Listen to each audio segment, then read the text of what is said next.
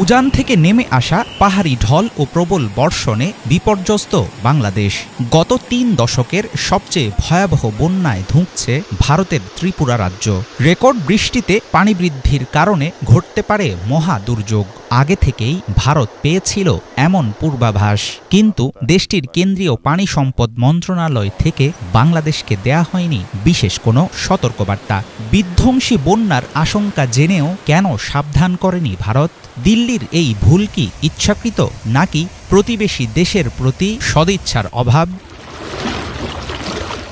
ভারতের তিস্তা, ব্রহ্মপুত্র ও গঙ্গা অববাহিকায় ভারী বৃষ্টি হলে সেই ঢল বাংলাদেশে আসতে সময় লাগে ৩ থেকে ৭ দিন, কিন্তু এবার ৫ থেকে ৮ ঘন্টার মধ্যে ফেনী, নোয়াখালী ও চট্টগ্রামে চলে আসে ত্রিপুরার পানি। এমন জরুরি পরিস্থিতিতে দিল্লির উচিত ছিল অতি দ্রুত ঢাকাকে সতর্ক করা।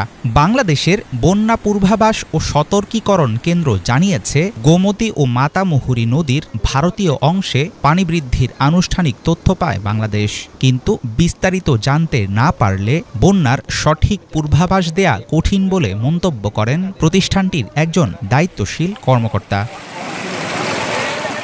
বাংলাদেশ ও ভারতের বৃষ্টিপাতের তথ্য অনুসারে ফেনী, কুমিল্লা ও ত্রিপুরা রাজ্যের ওপর ৩ দিনে রেকর্ড পরিমাণ বৃষ্টি চলমান বন্যার প্রধান কারণ।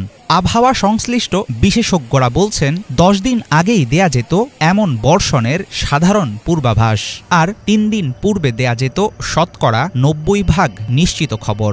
দুই দেশের যৌথ নদী কমিশনের মধ্যে তথ্য আদান প্রদানের সমঝোতা থাকলেও এই বিষয়ে নেই সুনির্দিষ্ট কোনো চুক্তি। উজানের দেশ হিসাবে বন্যার আগাম সতর্কতা দেয়া ভারতের দায়িত্ব, কিন্তু সেটা না মানলে কিংবা গুরুত্ব না দিলে নেই কোনো রকম জবাবদিহিতা দাবি করার উপায়।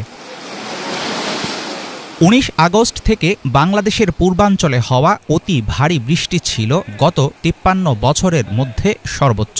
হঠাৎ অতিবৃষ্টি ও উজান থেকে আসা ঢলের পাশাপাশি পানি নেমে যাওয়ার পথ সংকুচিত হওয়ার কারণে খুব দ্রুত ভয়াবহ রূপ নিয়েছে পরিস্থিতি। বন্যার পূর্বাভাস সঠিকভাবে দেয়া বাংলাদেশ ভারত যৌথ নদী কমিশনের অন্যতম প্রধান দায়িত্ব।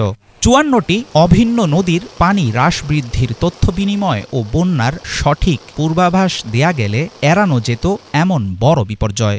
এর মধ্যেই প্রশ্ন উঠেছে, ভারী বৃষ্টির আগাম তথ্য কেন জানাতে পারল না বাংলাদেশের আবহাওয়া অধিদপ্তর?